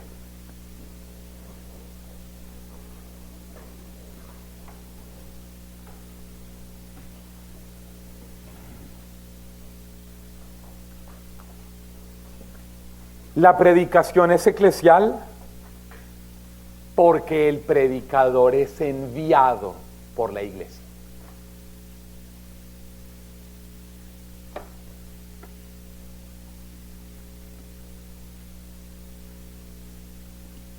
Insisto, tengan cuidado de la gente que invitan a predicar a sus grupos y a sus eventos. Por ahí andan muchos. Escuche lo que voy a decir. Incluso sacerdotes que no por el hecho de ser curas son eclesiales. Escuche lo que le estoy diciendo. No por el hecho de ser curas son eclesiales. Hay por ahí, y sobre todo aquí donde están los Greens, que vienen aquí, se ponen su cuello clerical y andan diciendo y haciendo cosas, cantando, predicando, vendiendo estampitas y aceiticos y cuanta cosa, y no por eso son gente de iglesia. No los envía nadie, no los respalda nadie. ¿Quién sabe qué problemas tienen en sus diócesis? De todo tipo, de tipo moral, de tipo doctrinal. de tipo obediencia. Se montan en un avión en cualquier parte de nuestra América, aterrizan en Washington o en Chicago y andan en grupos y de parroquia en parroquia, y como son curas, nuestra gente cada noche les mete 200, 250 dolaritos, les compran sus chucherías, estampas, discos, aceites, crucifijos, camándulas. Andan diciendo cualquier cosa por ahí, que es para la obra de no sé qué, que es para los seminaristas de la congregación que él tiene, que es para ayudar a no sé qué cosa. Pero luego nunca nadie sabe qué pasa con eso. Y andan diciendo cosas cuando predican que no son la enseñanza de la iglesia. Y andan empujando gente para tumbarlos a la hora de que reciban descanso en el espíritu, les hacen zancadilla, los empujan, los ponen a temblar, los hacen que agarren el crucifijo y la camándula y se la enreden en la mano para orar por la gente. Un montón de prácticas pseudopiadosas que no son la enseñanza de la iglesia. Y ustedes y yo, que somos gente de buena fe y de buen corazón, creemos y compramos todo lo que esa gente, que no es otra cosa que mercaderes, andan diciendo. Y luego su párroco, que por ahí pasó y vio y escuchó y se dio cuenta, le dice a usted: ¿y ese quién es? No, padre, pues aquí llegó, es un padrecito que está aquí en la diócesis. Y terminan quedando los carismáticos como unas ruedas sueltas que no obedecen en la iglesia, y haciendo quedar mal por ahí de paso al equipo timón de la renovación y a Roberto. Porque luego el párroco llama a Roberto y le dice: oiga, Roberto, su gente del grupo carismático de aquí de esta parroquia trajo a fulano de tal y yo lo vi haciendo unas locuras. Ahí están pintados ustedes los carismáticos. Y Roberto no tiene ni idea quién era ese cura, o ese predicador, o ese cantante.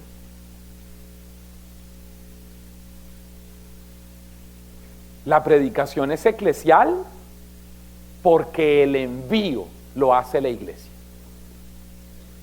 No hay autoenvíos. No es que yo aquí estoy. Consígame una gira. Hermanito Stuart, por favor, consígame, voy a estar ahí del 15 al 30, consígame de 13 o 14 comunidades a las cuales ir. Y Stuart va a decir como: ¿y por qué le voy a conseguir eso? Usted no sea tan loco. No, es que yo soy el padre tal, y a mí qué me importa, yo soy padre de familia también. Pero no tengo por qué venir, imagínense, venir a usarnos a nosotros. No, amigos. Y de la misma manera, si en sus grupos de oración hay predicadores, comillas, que andan dando vueltas por ahí sin que nadie los envíe, no lo reciban. No lo reciban. Porque ustedes tienen la obligación de cuidar a su gente. Ustedes tienen la obligación de cuidar a los de su grupo y comunidad, a los de su parroquia. No, pues que este es un hermano que estaba allá en la parroquia de no sé dónde. Sí, pregúntele por qué anda por ahí predicando. Lo más seguro es que se peleó con los de su comunidad. Se peleó con los de su parroquia. Se peleó con los del equipo coordinador. Se peleó con el párroco. Y anda diciendo que él es de allá cuando no es de allá. Ni de acá, ni de más allá.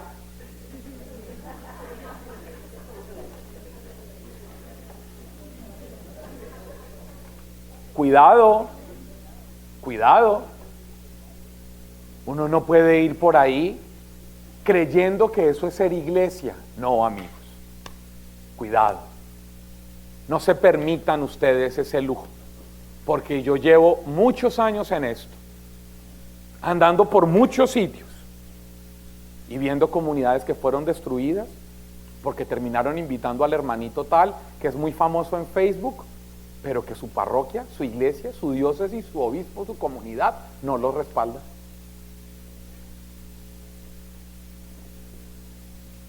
Curas y laicos. Perdón. Curas y laicos. Religiosos y religiosas.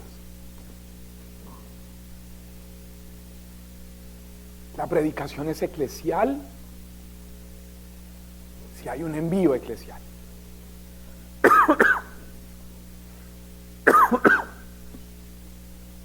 Si no hay envío, hay secta. No iglesia. Secta. Negocio. Y hay que tener cuidado. Hay en este país, hay un montón de diócesis que tienen vetados, que el obispo no deja entrar a predicar, a curas que van a nuestras diócesis.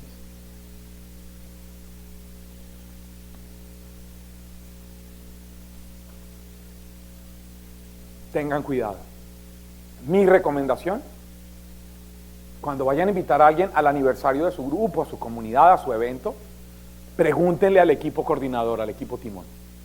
Díganles: hermanitos, vamos a traer a Pedro Pérez, que viene del Salvador.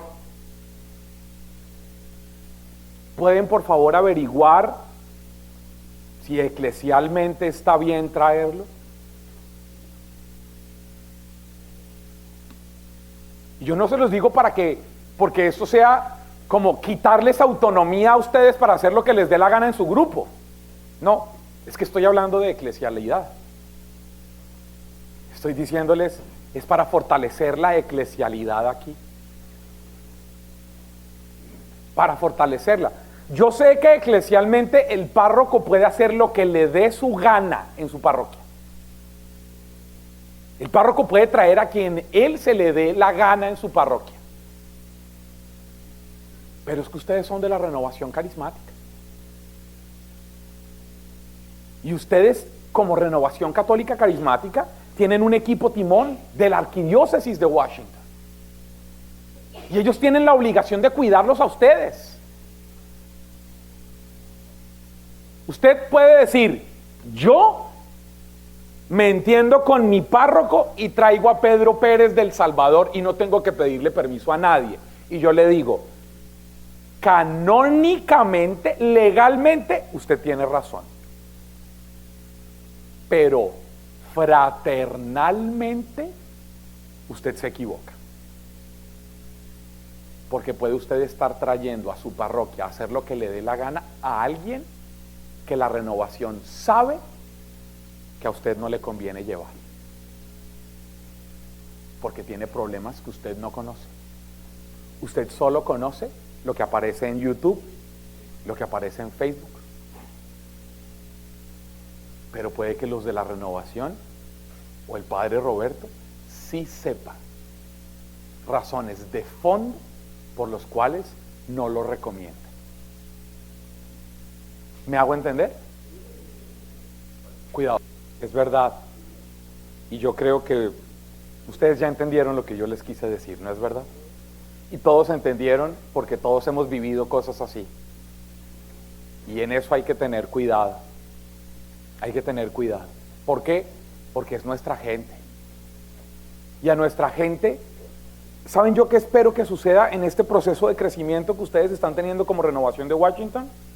Que ustedes, como se los dije el primer día, sean capaces de dar el paso para pasar de la cultura del entretenimiento a la cultura de los procesos de crecimiento.